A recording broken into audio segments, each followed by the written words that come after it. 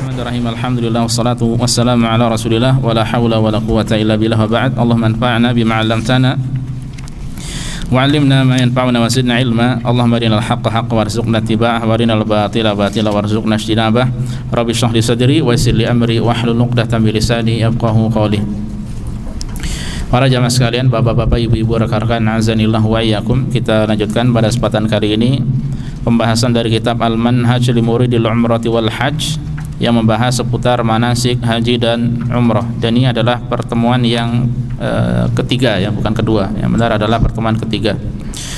Dan pada kesempatan kali ini insyaallah taala kita akan melanjutkan pembahasan yang baru, yaitu masalah al-mawaqit, ya, al-mawaqit. Al-mawaqit itu jamak dari miqat. Miqat itu bisa tempat atau bisa waktu. Yang beliau fokuskan di sini adalah miqat makani. Miqat berkaitan dengan masalah tempat.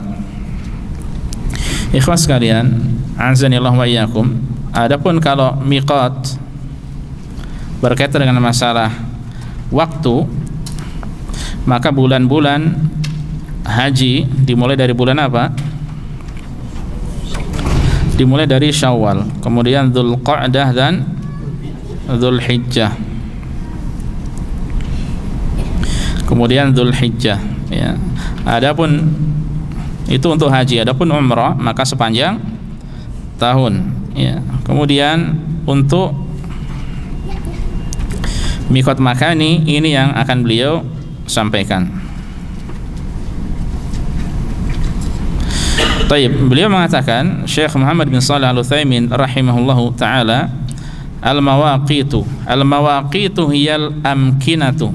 Mawaqit adalah tempat-tempat. Al-amkinah jamak dari makan.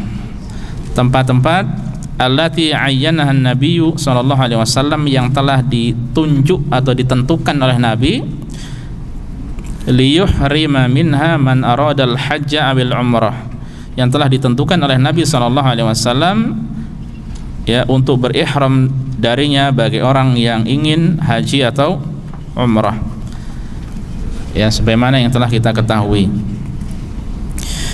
Wal mawaqitu khamsatun, dan miqat makani atau miqat tempat tersebut ada 5. Kita baca, kemudian nanti poin terakhir yang pentingnya setelah miqat-miqat ini. Al awal Dzulhulaifah, yang pertama adalah Dzulhulaifah, wa yusamma Abyar Ali, dan dikenal juga dengan sebutan Bir Ali. Wa yusammihi ba'dun nas al-hasa, sebagian menyebutnya dengan sebutan al-hasa. Wa bainahu wa baina Makkah nahwu 10 marahil, ya, jaraknya antara Dzulhulaifah dengan Makkah itu sekitar 10 marhalah, ya, 420 km kurang lebih. Wa huwa miqatu ahli al-Madinati wa man marra bihi min ghairihim, dan ini adalah miqat penduduk kota Madinah dan siapa saja dari mereka yang melalui jalur yang sama, ya, penduduk dari kota Madinah dan orang-orang yang atasnya. Kalau kita lihat di peta di bagian utaranya berarti, ya, entah itu Tabuk atau demikian pula apa Al-Ula, atau demikian pula Khaybar, orang Syam, ya, atau iya Syam yang lewat sini, ya, Syam yang lewat Madinah. Yang kedua, Ats-Tsani Al-Juhfah, wa hiya qaryatun qadimatun bainaha wa baina Makkah nahwu 5 marahil. Al-Juhfah yaitu kampung lama, ya, atau desa yang lama. Jaraknya antara Juhfah dengan Makkah itu sekitar 5 marhalah, ya. Kalau tadi Dzulhulaifah 10 marhalah, ini 5 marhalah, ya, separuhnya. Itu kurang lebih 186 km. Kurang lebih 186 km. Wa qad kharibat, dan sudah rusak, sudah apa kita katakan kalau kota itu kampung, sudah tidak berpenghuni, ya, atau tempatnya sudah rusak, tidak dipakai lagi, ya, tempatnya sudah rusak, tidak dipakai lagi. Fasaran nas yuhrimuna badalaha min rabiq, ya, kemudian orang-orang, ya, berihram dari pengganti dari Juhfah, yaitu dari Rabiq, ya.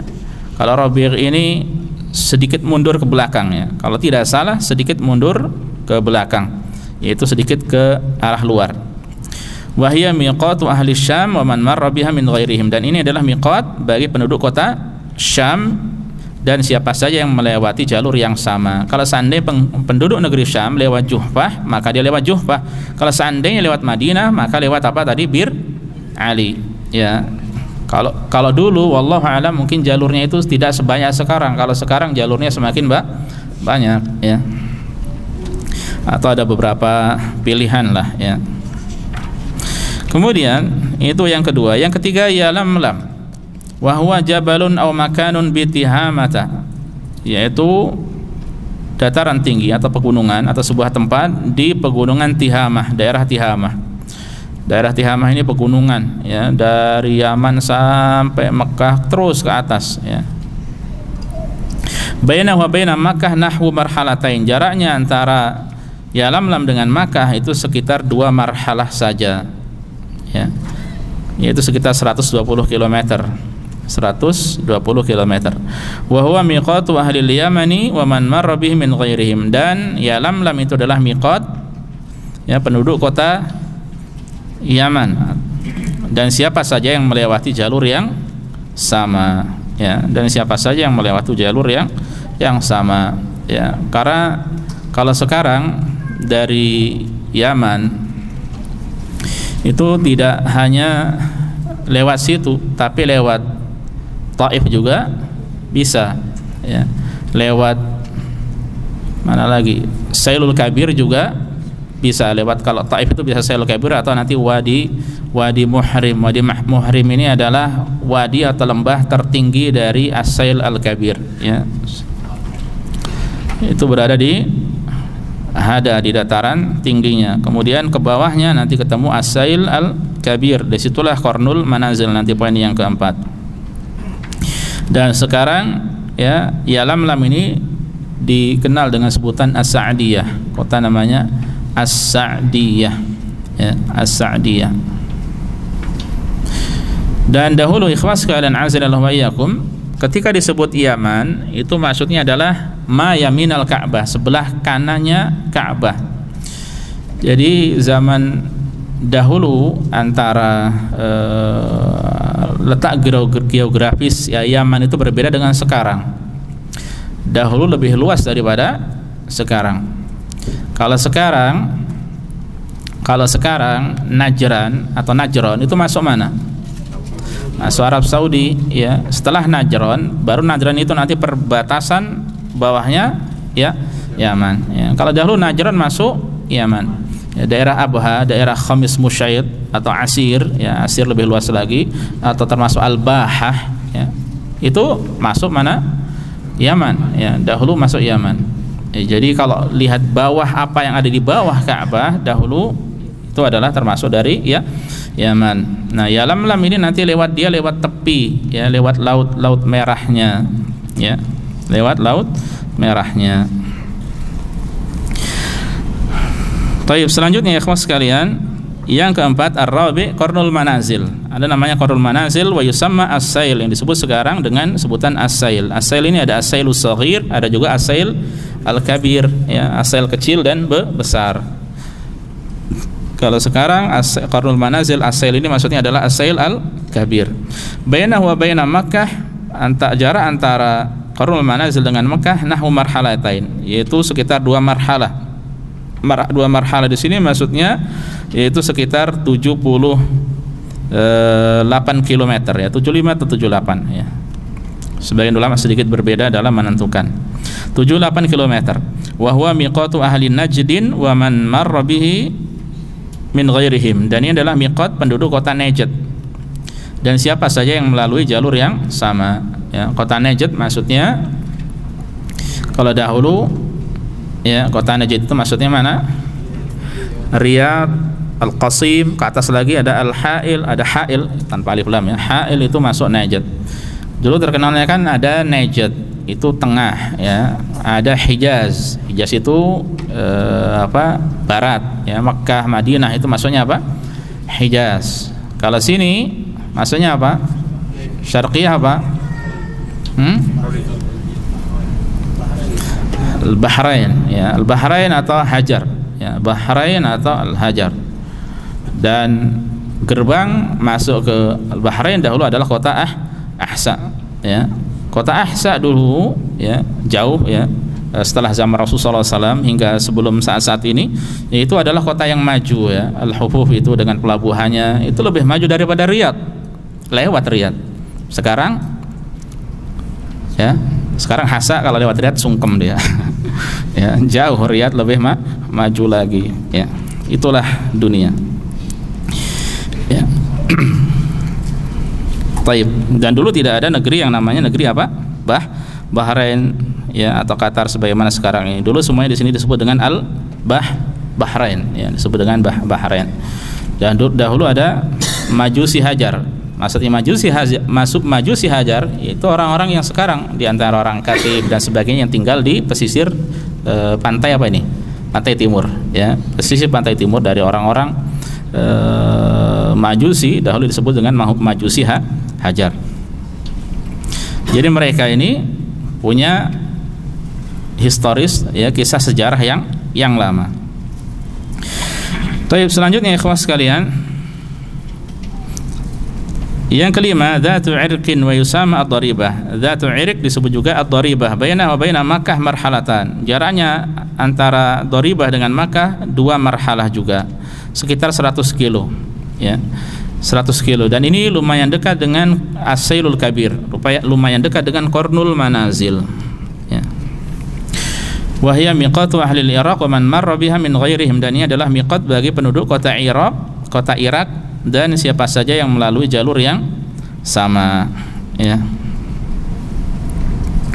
Dari semua ini para jamaah sekalian, yang paling jauh adalah miqat ahli Madinah, yaitu Dzul Hulaifah, dan yang paling dekat adalah miqat Qarnul Manazil atau As-Sailul Kabir, bagi penduduk kota Najd. Kalau kita dari Syarqiyah melalui As-Sail Al-Kabir, ya. Baik. Nah, kemudian teori selanjutnya ini yang penting, ya. Wa man kana aqrabu ila Makkah min hadhil mawaqit fa inna miqatahu makanuhu. Dan siapa yang tinggal di tempat yang lebih dekat ke Mekah daripada miqat tersebut, maka miqatnya adalah di tempat tinggalnya itu. Tadi miqat, ya, ya sudah jelas gambarannya. Kemudian kalau tempatnya itu dia di lebih dekat ke Mekah, dengan kata lain di dalam miqat, ya, di dalam miqat, maka miqatnya atau dia berihramnya nanti, ya, dari tempat tinggalnya. Fa yuhrimu minhu hatta ahlu Makkah min Makkah, ya. Kemudian dia berihram dari tempat-tempat tersebut, ya. Termasuk penduduk kota Mekah berihramnya dari Mekah juga. Hadza idza ahramu bihajjin. Ini kalau mereka mau berihram untuk ibadah haji, ya. Jadi saya ulangi, siapa yang tinggal di dalam miqat, ya, baik di tanah halal atau di tanah haram, kalau dia mau berihram untuk haji, maka berihramnya dari tempat tinggalnya, ya. Antum tinggal di daerah Ajat, Misfalah, Jarwal, Taisir, Aziziyah, Arafah, Syara'i', apalagi Hada yang bawah itu, ya, dan lain sebagainya ada.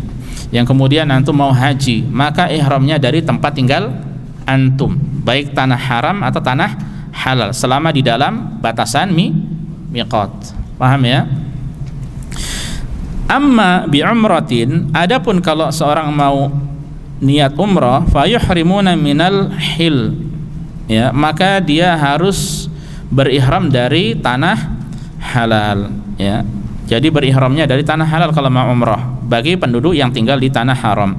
Di qaulin Nabi sallallahu alaihi wasallam, dalilnya adalah sabda Nabi li Abdurrahman bin Abi Bakar, ya, kepada sabda beliau kepada Abdurrahman bin Abu Bakar, saudaranya Aisyah radhiyallahu taala anha, ukhruj bi ukhtika, ya, keluarlah bersama saudarimu yaitu Aisyah minal haram faltuhilla bi umrah, ya, keluar dari tanah haram, ya, agar dia berihram untuk umrah. Dan pada saat itu, ya, dan sekarang juga sama, tempat tanah halal yang paling dekat dari tanah haram adalah Masjid Aisyah atau Tan'im, itu yang paling dekat. Jadi kalau antum kerja di Mekah, ya, di tanah haramnya, mau umrah keluar ke tanah halal, pergi ke Masjid Aisyah, mandi dan sebagainya, kemudian berihram dari situ, kemudian baru masuk lagi. Ini kalau untuk umrah. Kalau haji, antum dari tempat antum tinggal, ya, paham ya? Tinggal di aziyah, di hotel, di dalam, luar, dalam halal, tanah halal, atau di dalam tanah haram, atau di luarnya tanah halal, ya, maka sama saja selama di dalam miqat. Paham sampai sini, ikhwah? Kemudian wa man kana tariquhu yaminan aw shimalan min hadzal mawaqit fa innahu yuhrimu hina yuhadhiya aqrabal mawaqit ilaihi. Dan siapa yang jalan yang dia lalui itu sebelah kanan atau kiri dari miqat-miqat tersebut, maka dia berihramnya ketika dia sejajar dengan miqat terdekat dengannya, ya. Ada jalan-jalan yang tidak melalui jalur utama, ya, yang jalan-jalan tersebut sejajar dengan apa? Miqat yang terdekat. Anggap saja seseorang mau melalui tempat yang lain yang sejajar dengan Qarnul Manazil atau As-Sailul Kabir, atau yang sejajar dengan mana? Dzul Hulaifah atau Bir Ali di Madinah. Makanya dia ketika melewati jalur yang lainnya, ketika sejajar, maka berihramnya dari tempat tersebut, ya. Berihramnya dari tempat tersebut, ya. Tidak harus ke Bir Ali dulu atau ke Qarnul Manazil dulu, pokoknya ketika sejajar. Dan contoh mudahnya, contoh nyatanya beliau sampaikan di sini. Wa man kana fi ta'iratin, contohnya, dan siapa yang naik pesawat, fa innahu yuhrimu idza hadzal miqata min fawqin, maka dia berihramnya ketika pesawat tersebut sejajar dengan miqat dari atas. Ya, tapi pesawat ini kan jalannya sangat-sangat cepat. Kecepatannya berapa? Ya, sekitar mungkin kalau ya gitulah, ya. Fa yata'ahhab wa yalbas thiyabal ihram qabla muhadzatil miqat, maka dia hendaknya bersiap-siap dan mengenakan pakaian ihram sebelum sejajar dengan miqat. Fa idza hadahu nawal ihrama fil hal, kalau memang sudah benar-benar sejajar, maka dia langsung niat untuk berihram saat itu juga, ya, atau sesaat sebelumnya, karena pesawat kecepatannya sangat tinggi, ya. Wala yajuzu ta'khiruhu, dan tidak boleh ditunda, ya. Kita dari Syarqiyah di sini naik pesawat, ya, ke Jeddah, ya. Jeddah itu sudah di dalam miqat, maka nanti berihramnya dari atas pesawat dan tidak boleh ditunda, ya. Hadza wa ba'dun nas yakunu fi ta'ir wa huwa yuridul hajj abil umrah fa yuhadzil miqat wa la yuhrimu minhu. Ya, karena sebagian orang itu dia naik pesawat sementara dia niat haji atau umrah, ketika kemudian sejajar dengan miqat dia tidak berihram di atas pesawat. Ini keliru, ya.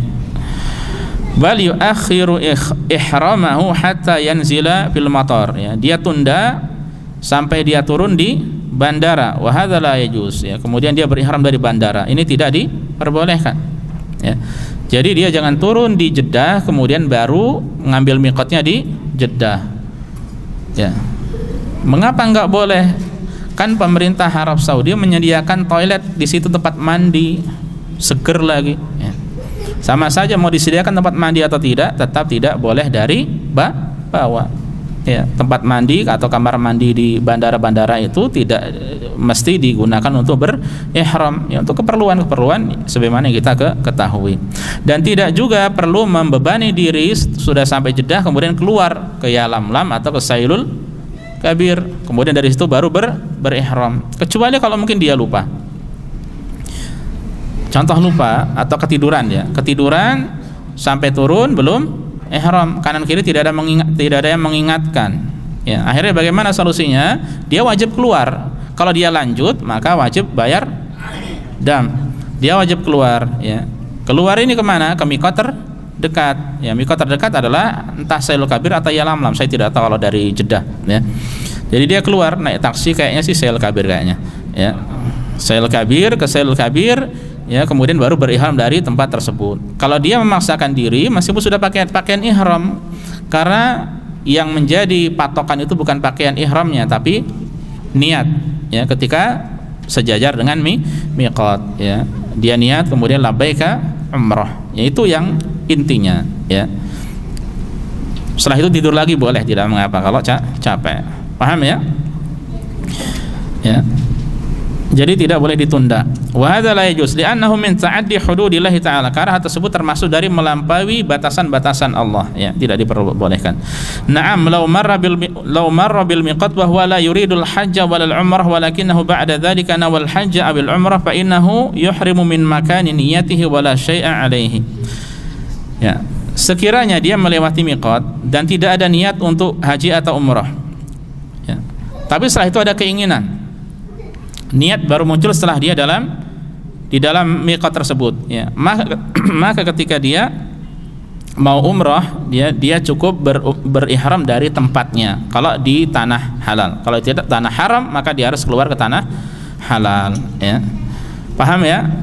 Saya sampaikan pada antum contohnya. Jadi ini sebagian dari kita itu keliru masalah keinginan untuk umrah. Keinginan untuk umrah, ya, itu termasuk niat bukan? Niat, ya. Jadi seandainya seorang kita mau niat untuk umrah, saya nanti ada keinginan untuk umrah, niatnya tidak sekarang, ya, tapi nanti kalau sudah pekerjaan selesai, ini saya diutus ada apa gitu, ada training atau apa di Jeddah, ya, setelah seminggu nanti baru saya akan niat umrah, ya, ini niatnya sudah ada sejak sekarang. Jadi dia tidak boleh training kecuali harus, ya, atau dia tidak boleh, bukan tidak boleh training, dia tidak boleh masuk ke tanah haram kecuali harus dalam keadaan, dia tidak boleh melewati miqat kecuali dalam keadaan berihram. Meskipun umrohnya nanti training saja pakai pakaian kebesaran bagi jamaah haji dan umroh, ya. Ya. Atau solusinya dia datang lebih awal, umroh dulu baru training, ya. Loh, saya belum ada niat sekarang. Itu sudah niat, ada keinginan nanti untuk mengerjakan umroh, ya. Berbeda kalau tidak ada niat sama sekali. Kalau tidak ada niat sama sekali, ya pokoknya niatnya training.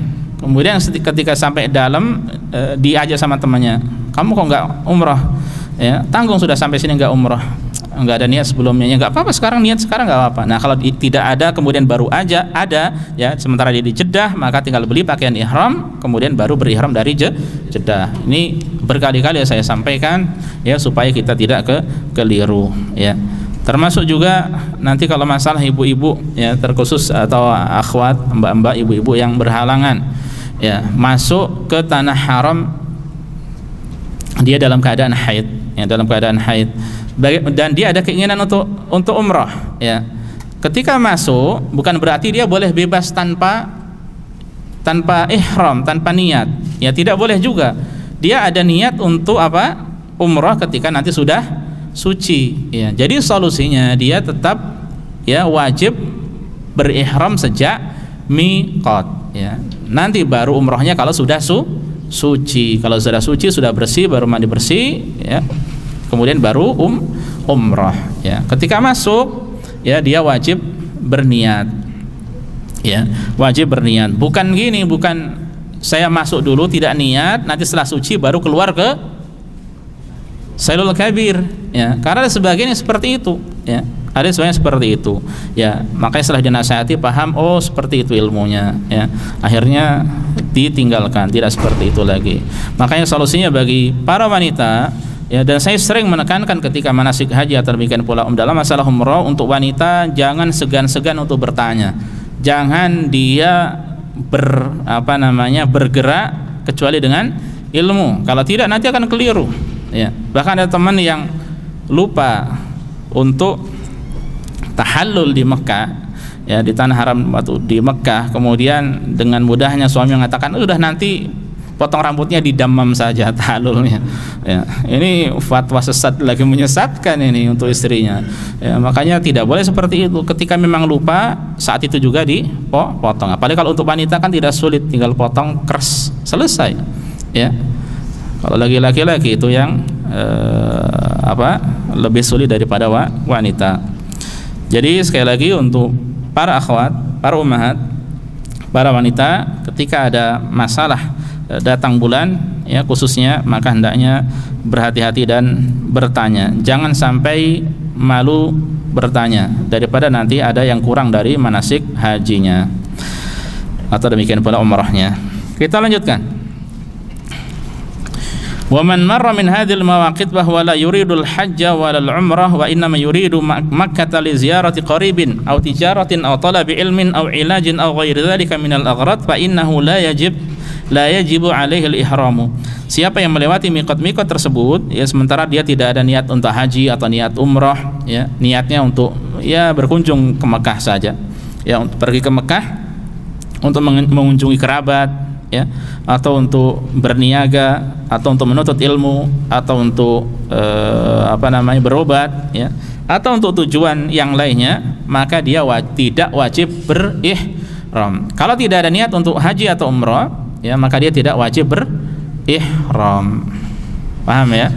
Atau mungkin pekerjaannya sebagai supir bis ya, keluar masuk ke tanah haram terus, ke Syarqiyah atau ke Riyadh, kemudian ke Mekah, ke Riyadh, ke Mekah ya, atau mungkin dari mana lah yang lebih dekat lagi. Intinya dia bolak-balik tidak niat untuk umrah, maka tidak mengapa tanpa ihram. Li hadis Ibnu Abbas radhiyallahu anhuma, dalilnya adalah hadis Ibnu Abbas, anna Nabi sallallahu alaihi wasallam waqatal mawaqit, bahwasanya Nabi menentukan miqat makani ya. Tsumma qala, kemudian beliau sallallahu alaihi wasallam bersabda, hunna lahunna wa liman ata alaihinna min ghairi ahlihinna liman kana yuridul hajja wal umrah.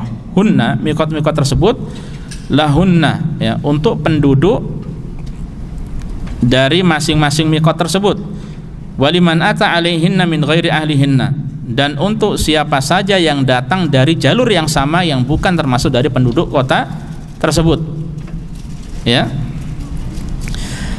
Liman kana yuridul hajja wal umrah, bagi yang ada keinginan untuk berhaji atau umrah ya. Syaratnya kalau memang dia ingin haji atau umrah.